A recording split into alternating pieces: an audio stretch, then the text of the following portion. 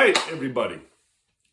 Here we are, not long after Halloween, so happy Halloween to everybody. Hope you had a great time. Stayed safe and amused yourselves. Back again for our second video here on our online YouTube classroom. So welcome back to any student who's looking for that extra information about topics for discussion in class. Welcome back to, hey, someone who's bumped into it randomly, you enjoyed it, and you're back again. Fantastic. I had a couple subscribers. I didn't even know I could have subscribers. How about that? It just goes to show you can be a Luddite and still do okay on the internet. It's amazing. Hey, family, friends, everybody who's back, that's great. And any new viewers, hope you enjoy the information that comes your way. Because in the end, this is an informative website that hopefully also can be a little bit amusing as well. All right. So in class, we just started our unit on human nature. And in that unit on human nature, I introduced you to some thoughts from this book, 10 Theories of Human Nature. Dr. Stevenson and Dr. Haberman are the author. And that book made it very clear that for them, and it makes sense, so this is why I teach it, that in order to have a theory of human nature, you need to have 4 criteria fulfilled. If all you have is 1 or 2 of those criteria fulfilled, you might have the start of a theory of human nature, but you're not completely there yet. It requires a little more thought, a little more analysis, and of the world around us. Now, what I would like to propose to you today is that we take a look at that idea of the 4 criteria of human nature, which are, in case you can't remember, and here's a good list for you. It'll always be here on YouTube, so you can come back to it anytime you want. First, we need that background theory of the world and by extension, the universe. You need to have that. Number 2, you need your theory of human nature. What is it in our natures to make humans different than other creatures? Number 3, you got to have, because we all know nobody's perfect. Nobody's perfect. Sometimes people act like they don't quite know that, and it can be really hard on themselves, which is a bad idea. Don't do that. Cut yourself a break. Sometimes you got to settle for the great instead of worrying about the perfect. All right. So what's the flaw? Because there's always going to be a flaw somewhere. And then a prescription. How do we improve that flaw? How do we make it better so that we can flourish more individually and as a species? All right. So those are the 4 criteria of a theory of human nature as presented by, I forgot their names, Dr. Stevenson and Dr. Haberman. Now, for purposes of this conversation, I kind of want to take those 4 and look at them through, let's call it a Disney World.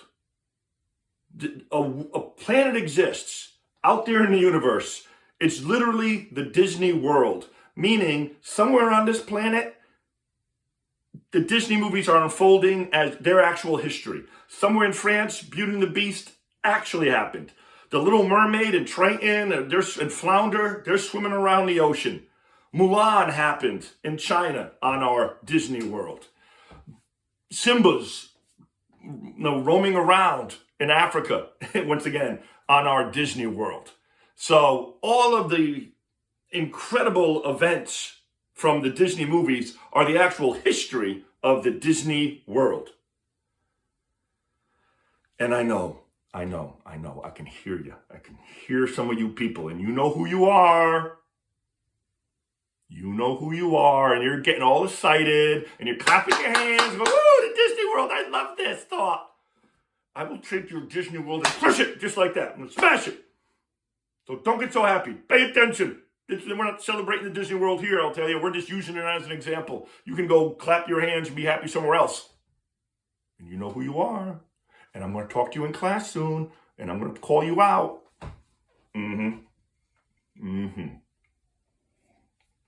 All right. Back to our Disney World, which is now safe because everybody's serious. All right. So the Disney World is existing right here. what's the background theory of the Disney World? What's the background theory of the universe and the Earth or the planet Disney World? In class, we've been talking about Sigmund Freud, because actually he's an easy guy to kind of plant through the 4 steps. Freud has a worldview. He has a basic philosophy here we call it materialism, actually, that all phenomena in the end can be traced back to some type of materialistic phenomena. It all takes place in this materialistic world. Even his unconscious mind, he theorized, was a product of biological functioning. He couldn't prove that in his lifetime, like I said in class.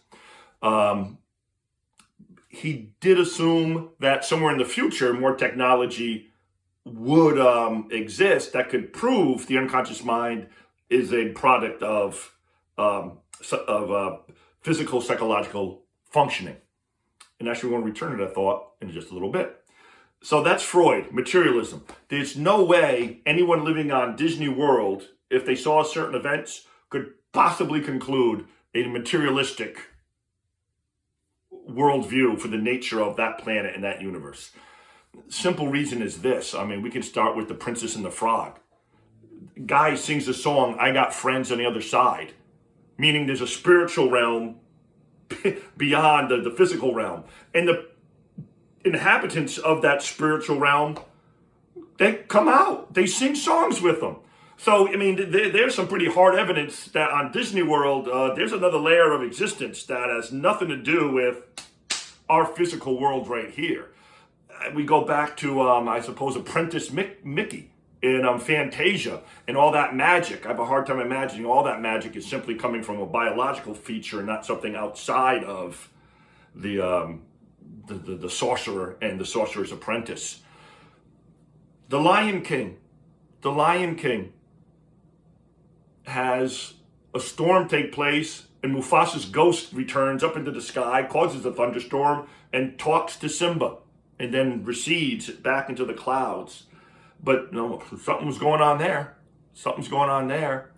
Which also brings us to perhaps some idea that this circle of life that's talked about in The Lion King perhaps is the karma, if you will, of the Disney World. So, plenty of examples of how the Disney World is not a materialistic place.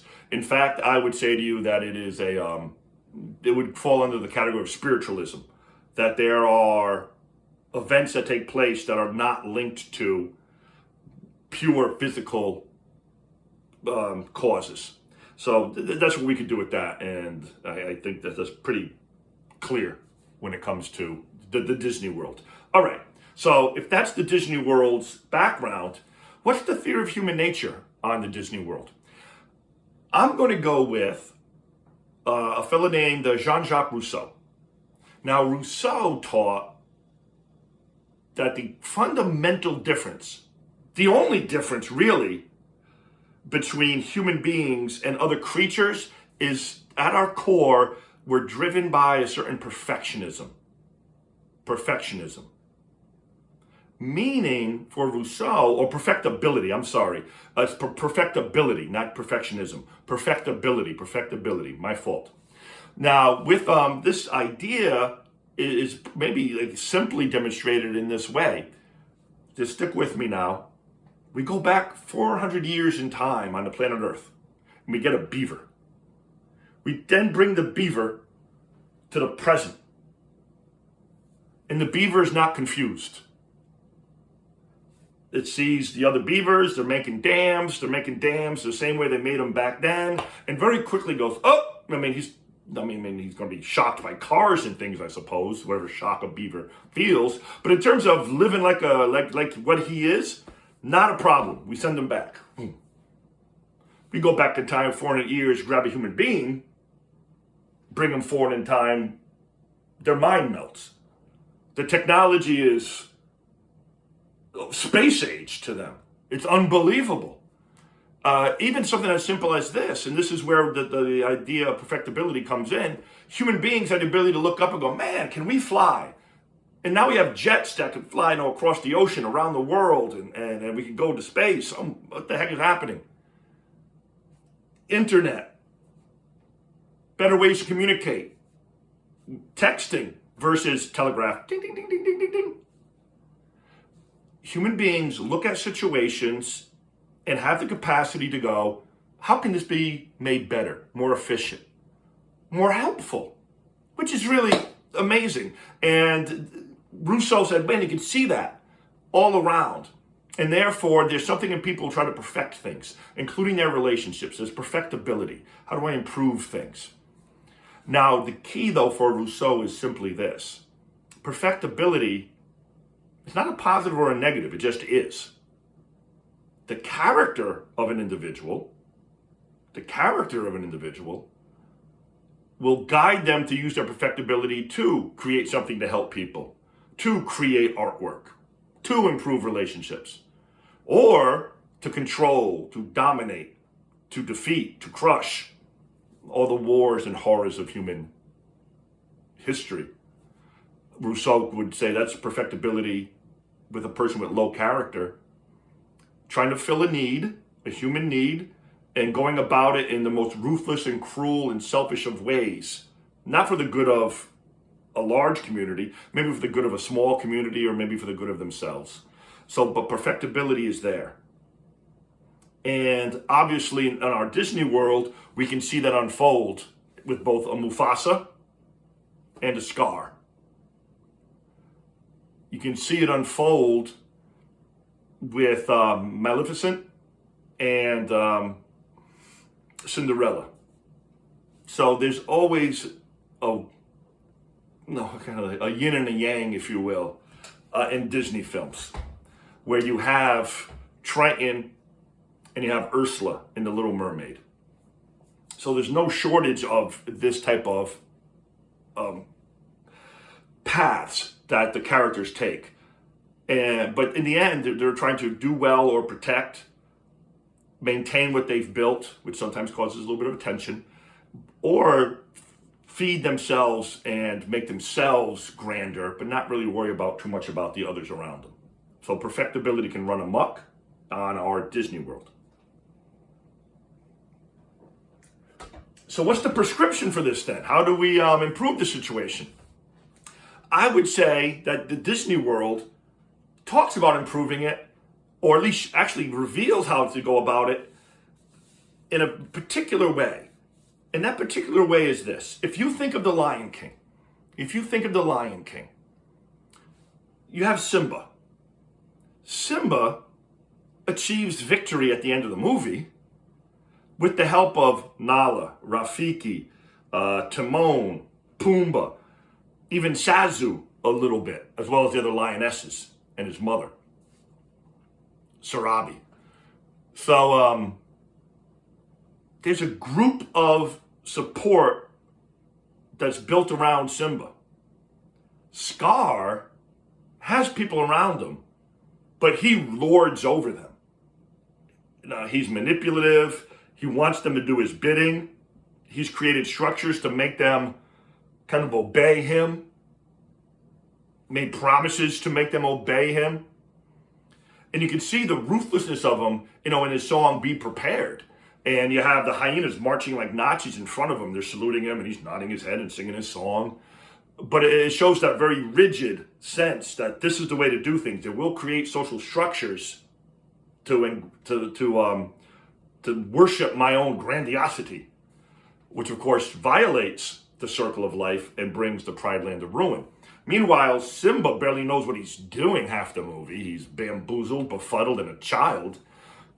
But he has support of others.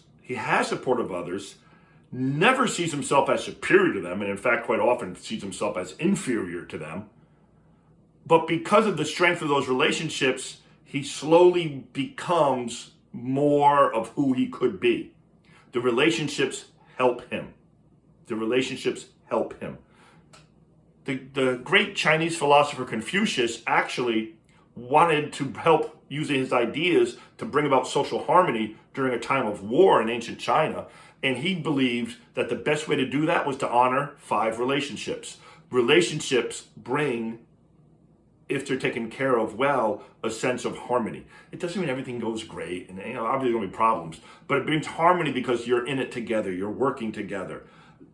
Simba and his crew are working together on Planet Disney. Scar pretended to be working with people, but in the end, it was just lording over them, manipulating, and trying to sell a dream to them for his own self-aggrandizement. And he could brook no questioning of the plan. So you have that idea of relationships matters so much in Disney. And any Disney film you watch, Beauty and the Beast in the end, even though he's very reluctant to listen to them at times, both the Beast and Belle are served very well by Mrs. Potts, Lemure, Cogsworth, Chip, and all the cast of characters in the film. So they build relationships with Belle, who helps them kind of rebuild relationships with the Beast, which in the end leads to the quote-unquote Disney happy ending. Meanwhile, in that film, Gaston, once again, very self-aggrandizing, definitely has a way of looking at things, but very self-centered and very manipulative. Not really caring about others, caring deeply about himself. I also would like to say that I love the fact that in the live action Beauty and the Beast, that the character of Gaston, his buddy there, whose name just slipped out of my head, his friend, leaves him, turns his back on him, deserts him, which I think is perfect in terms of like the 5 relationships, and like he grew as a character and oh my God, I've been supporting the wrong guy, and he jumps over to the other side, if you will. So the idea of that relationships matter a ton is a big part of Confucian philosophy, and I think it's part of what Disney World would promote as surrounding yourself with good people helps you focus your desire for perfectibility in a much more positive way, and you bring a little more life to the Pride Land, if you will. All right. Well, hopefully that helped make a little more sense of the 4 key criteria to a theory of human nature. And also, you can return to this video anytime you want to be reminded what the 4 are. I know you're supposed to, I haven't put it on the Google Classroom and it's posted in the notebook, but here's another source for you, because once again, this concept is going to permeate kind of in the background now, our entire unit, but it's always there. So this gives us a good place to go back to remind yourself of it, what the 4 are, and how they kind of can link together. All right, so that is enough for tonight. I will see you in class. Feel free to leave a comment, and evidently, once again, I do have a subscribe button, so who knew? Go ahead and subscribe, and I'll see you next time. Take care, everybody.